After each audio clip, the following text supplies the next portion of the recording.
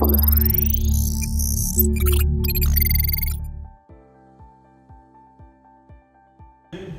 is Wylie, and I'm the campaign director of a global maritime and offshore cyber awareness campaign called Be Cyber Aware at Sea. Many people often tell me that I'd like to live life on the edge, and I realise right now that that's very true, because I'm the only person between you and your evening drinks, a glass of wine and a beer. But hopefully we'll keep it as interesting and as engaging as possible. I got an excellent wealth of experience joining me today. From left to right, I've got Mark Sutcliffe, who we've just heard from the CSO Alliance. I've got David Petraco, who we've already heard of as well, a director of projects at the Nautical Institute and a very experienced master mariner. I've got Alex Gizenis, the CTO from Navarino, who also sponsored our lunch today, which was delicious, I might add. And also Dr. Alan Whitfield, who is a specialist in cyber and human factors, and has extensive experience working with UK government, serious organised crime, police, and various other international agencies. So we're going to tap into their knowledge. But before I do that, what I'd like to do is set the scene and paint a picture first, if that's okay. First, we're going to define what we're talking about. We've touched on various issues today surrounding training, awareness, and human factors. But I'm just going to define those in a bit more detail very quickly. Firstly, training. So as it says there, IMO very kindly gives a definition that says the action of teaching a person or a group of people a particular skill or type of behaviour.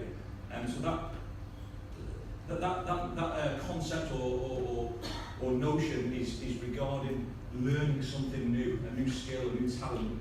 Okay, so I think that's quite important, because I think we all, or most of us will certainly agree, that the concept of cyber security in the marine sector is relatively new, and it is still immature and emerging very quickly and evolving, should I say.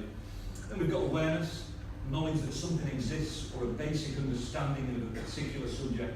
I just underline the word basic there, because I think that's where we are on this, what is probably going to be a very long journey, although evolving very quickly. And then, as the IMO have also defined, human factor, a very good definition, in fact, where it says a complex issue affecting marine safety and security. So hopefully that gives you a bit of a better fine-tuned idea of what we're about to talk about. Before I go on to that, though, I'd just like to tell you a quick story about an incident that happened to me about 7 years ago. I was on a vessel off the coast of Somalia delivering some aid to Mogadishu port, and I was on the vessel as an unarmed, I bracket the unarmed security team leader.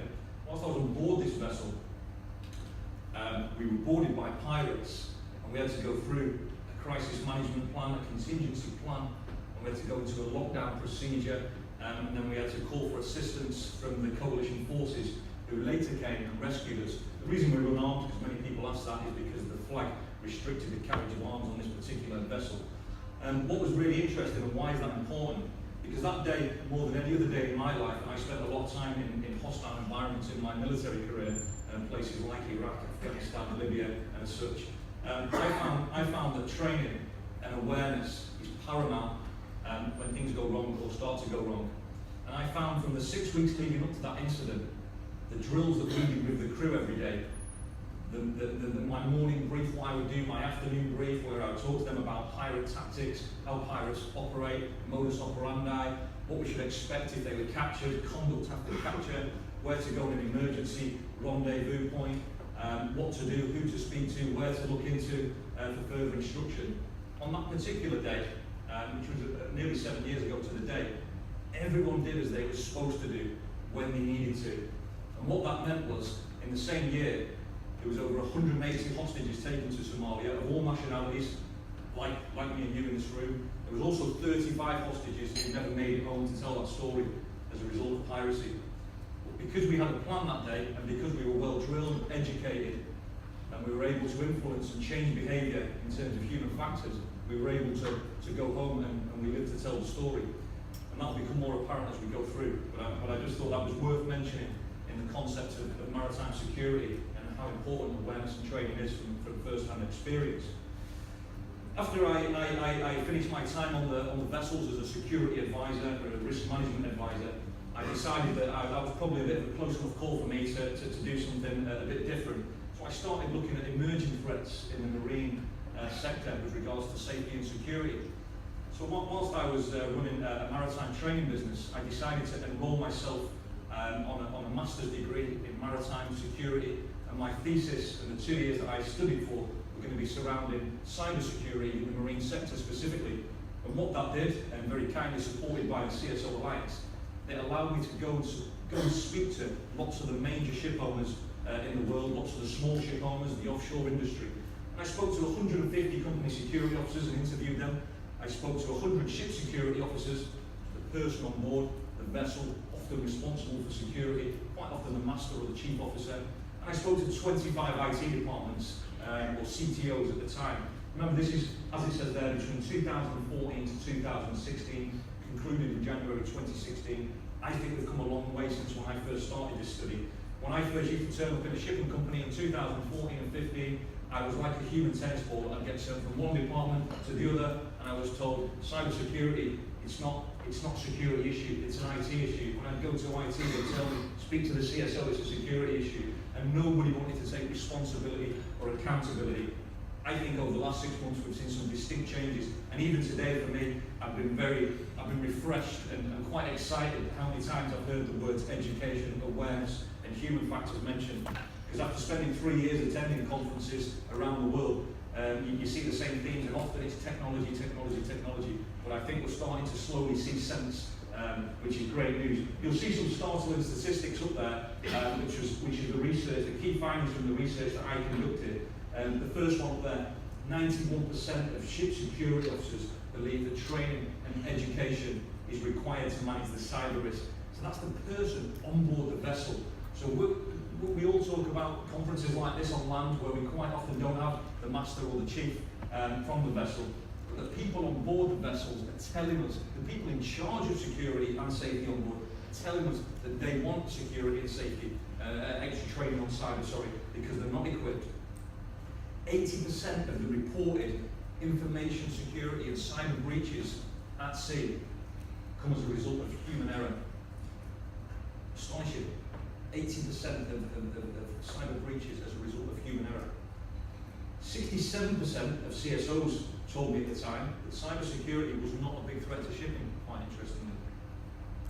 But where the real interesting facts for me came was that, and again, we know this is changing because we speak to companies all the time, and we know from today that this is changing. But 100% of information and technology departments, IT departments within the shipping company, told me that they did no training or no awareness for the people on board the ships. And where the real paradox lies in that is 53% of those same people, more than half of those people, told us we've got an IT security policy on board though. They've never trained anyone on it, ironically. Very, very, very interested. So, I took all this research after speaking to industry for 2 years, and I decided to come up and I decided instead of sitting there and watching the world go by, that I was going to try and do something about it and influence the way people behave and their attitudes towards cyber in the marine sector. So I came up with, excuse me, I've lost the piece there, but we came up with this was the catalyst for the Be Cyber Aware at Sea campaign. The good news is, what you'll all appreciate, is it's completely free. You don't have to spend any money to start raising awareness. Okay, what we have a series of posters, all free to download on the website, and you will see some of them on your tables. This one here, Watch Where You Surf. They're all very tongue-in-cheek, they're very catchy, they're very innovative. We've had over 100,000 downloads, believe it or not, since we started this. We're supported by many of the organisations, and very proud to say that all the panel supporters and many of you in the room looking at the logos and the names on board. I think 70% of you are already supporters of the campaign. We have the Royal Navy on board. We have all the main sponsors, which is great news. Free posters to download for the workplace for on board. We have a monthly newsletter, as you can see, Fish and Ships. And again, it's put together by experts from all different parts of industry, from people on board the vessels, from people in the ports, to marine lawyers, to marine insurers, to cyber underwriters, and it's providing up-to-date guidance, information, and educational pieces for you. And if you visit the website, you'll find lots of posters, lots of videos. There is a section on the website called Guidance where you will find every piece of industry guidance that has ever been released. in this sector. So we looked, today I saw a couple of documents, BIMCO, DNV, IMO. You'll find about another 50 on that website, what have been in circulation, what you might not have come across yet, so certainly a good library for you. As I've been going around the world on these conferences, not as prestigious the digital ships of course, what I've come across is lots of big words. And I don't think I'm the smartest guy, I'm certainly not a technical guy. Having left school with very little in terms of academic qualifications, I see lots of big words like digitisation, automation, onboard connectivity, remote monitoring systems, big data analytics, the Internet of Things. And I'll be very honest with you, when I first entered this sector, I had to Google what a lot of those words meant because they meant nothing to me. What I did find is they meant lots of really good things and really efficient and really nice things that we all want to happen in shipping. They meant speed, they meant efficiency, they meant cost reduction, they meant better communication, they meant smoother business transactions, they mean better performance, more advanced technology. So given all that considered, it sounds perfect. What is the problem here then? Well, the problem is we seem to have forgot about our people. And the shipping industry, funnily enough, relies on people to design ships, to build ships, to crew ships, to operate ships, to maintain ships, to manage ships, and as I found out, to protect ships as well. So for me, the shipping industry is an industry for people, delivered by the people. So why are we neglecting our people? Why are we looking at technology in so many areas of shipping and not developing our people at the same time to evolve with it? Seafarers will always be at the heart of shipping. Even with automation, we still need people. We still need people to manage all aspects of the supply chain. Technology is advancing rapidly and significant changes are coming. I'm sure we all agree that and we appreciate that. But if we neglect our greatest asset, they will very quickly become our biggest vulnerability, especially where technology is concerned. So what we're going to do now is open that discussion to our panel of experts. I've got a few questions. We've been quite active on the social media today. And we haven't been being discreet when we tweet today because we've been engaging with people outside of there to ask questions and send their questions in. So I'm just going to